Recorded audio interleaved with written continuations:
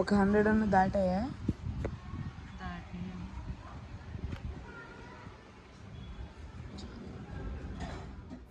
Hello everyone, welcome back to our channel smiley Sujatha vlogs. అందరూ ఎలా ఉన్నారు? నేనైతే చాలా చాలా బాగున్నాను. ముందుగా మీ అందరికీ ఒక రిక్వెస్ట్ అండి, నా తరఫున పెద్ద రిక్వెస్టే అనుకోండి. ఇక మీరు ఎవరైనా ఫస్ట్ టైం కనుక మన ఛానల్ని చూస్తున్నట్లయితే మన ఛానల్ని సబ్స్క్రైబ్ చేసుకోండి. అలాగే వీడియోస్ కనుక నచ్చినట్లయితే లైక్ చేయండి, షేర్ చేయండి, కామెంట్ చేయడం అస్సలు మర్చిపోవద్దు. ఇక ఇవాళైతే ఎండలు వచ్చేసినాయి కదా, ఎండాకాలం వచ్చిందంటే ఎన్ని రకాల వడియాలు పెట్టుకోవచ్చో కదా.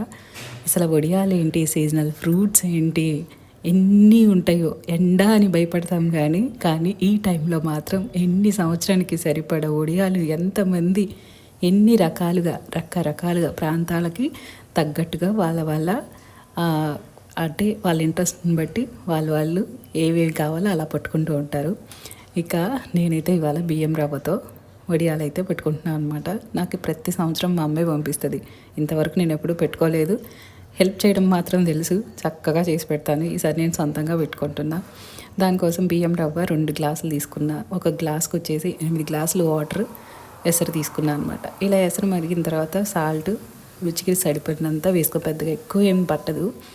వేసేసుకొని బియ్యం రవ్వ కూడా బాగా ఎసరు మరిగిన తర్వాత తీసుకున్న ఎసట్లో ఆ బియ్యపు రవ్వని వేసేసి బాగా ఇలా కలిపేసుకొని ఉడకబెట్టుకుంటున్నా.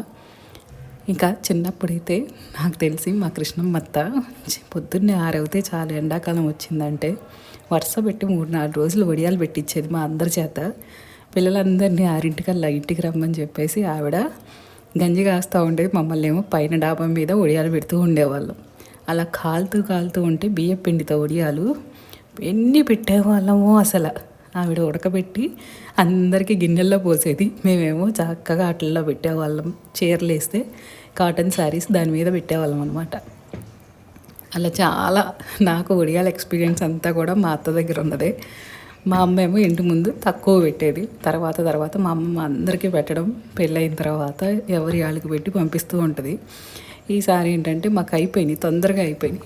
సో హేమంత్ కోసం అని చెప్పేసి కొంచెం మా అమ్మ పంపించేలోపు కొన్నైనా ఉంటాయని చెప్పి పెట్టా. సో ఇక బియ్యం రవ్వ అయితే ఈ కన్సిస్టెన్సీలో నేను చెప్పాను కదా, నేనైతే 1కి 8 గ్లాసులు వాటర్ తీసుకున్నాను. మీరు ఎలా తీసుకుంటారో కూడా నాకు కామెంట్ చేయండి. అండ్ అలాగే బియ్యం రవ్వతో మీరు ఎలా పెడతారో కూడా కామెంట్ చేయండి. ఇక ఉడికిన తర్వాత నేను కొంచెం జీలకర్ర ఇంట్రెస్ట్గా వేసుకుంటా. చిన్న స్పూన్ కాబట్టి 2 స్పూన్స్ వేసుకున్నాను అనమాట. తర్వాత కొంచెం పచ్చిమిర్చి అలాగే అల్లం ఇవి 2 కలిపి మిక్స్ గ్రైండ్ చేసుకున్నా అనమాట. దాన్ని 1 స్పూన్ వరకు వేసాను. బాగా వేసి కలుపుకొని ఒక 5 మినిట్స్ దాన్ని మీడియం ఫ్లేమ్లో కుక్ చేసుకున్నా. అసలు అవి ఉడుకుతూ ఉంటే కూడా ఎంత మంచి స్మెల్ వస్తుందో తెలుసా. అసలు చాలా బాగుంటుంది. రకరకాలుగా పెడతారు. అసలు ఎన్ని వెరైటీస్ పెడతారో కదా వడియాల్లో కూడాను. మీరు ఎన్ని వెరైటీస్ పెడతారో చెప్పండి. ఇక ఫైనల్గా కుక్ అయిపోయింది. బాగా చల్లారిన తర్వాత కిందకి వెళ్ళిపోయి వడియాలు అయితే పట్టేసుకున్నాను అనమాట. అవి ఎలా వచ్చినాయో కూడా నేను చిన్న షార్ట్ వీడియో పెడతాను. ఎండ బాగా వస్తుంది మాకు అపార్ట్మెంట్లో. చక్కగా ఎవరమైనా సరే కిందకు వచ్చి పెట్టుకోవాల్సిందే. కింద కూడా విపరీతంగా ఎండ వస్తుంది. సో అక్కడే పెట్టుకుంటాము. నేనైతే బాగా చల్లారిన తర్వాత చేతితో ఇలాగా, మీకు పాల కవర్ ఉంటే పాల కవర్తో కూడా పెట్టుకోవచ్చు. బట్ నేనైతే చేతితోనే పెట్టేసుకున్నా. తొందరగా అయిపోయింది. ఎందుకంటే పూర్తిగా చల్లారాలి. అది ఉడికిన తర్వాత కొంచెం మూత పెట్టేసుకొని కొద్దిగా తీసుకుంటూ వడియాలు పెట్టేసుకోవడమే. లేదంటే బియ్యపు రవ్వ కదా, పైన ఒక లేయర్ లాగా గట్టిగా ఫామ్ అవుతుంది.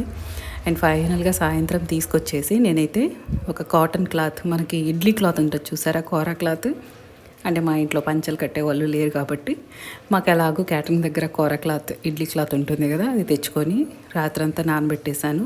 మీకు కోరా క్లాత్ కొత్తది అయితే కంపల్సరీగా నానబెట్టాలి వేడి నీళ్ళలో, లేదంటే స్మెల్ వస్తుంది. సో దాని మీద పెట్టేశాను అనమాట. ఈవినింగ్ తీసుకొచ్చేసాను. ఈవినింగ్ 5 కల్లా చూసారా ఎంత డ్రై అయిపోయినాయో. ఇక పైన కొంచెం వాటర్ స్ప్రింకిల్ చేసేసి తీస్తే వడియాలు చాలా ఈజీగా వచ్చేస్తాయి. మీకు ఒకవేళ రాలేదనుకోండి, కొంచెం వాటర్ స్ప్రింకిల్ చేసేసి వదిలేసేయండి. మళ్ళీ వెంటనే తీస్తే వచ్చేస్తాయి. అసలు చాలా ఈజీ తెలుసా అసలు. కానీ పెట్టుకోవడం కూడా ఒక టైం పాస్.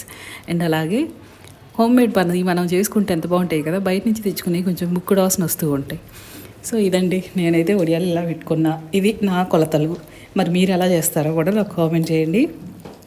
అలాగే మీరు ఎలా చేస్తే ఇంకా బాగుంటాయో కూడా కామెంట్ చేయడం మర్చిపోవద్దు.